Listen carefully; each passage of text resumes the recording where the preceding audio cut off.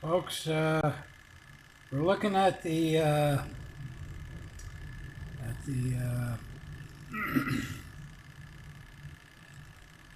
flyback effect from the reed switch pulse motor on this 9-watt fluorescent LED ballast. I measured the flyback at 150 volts.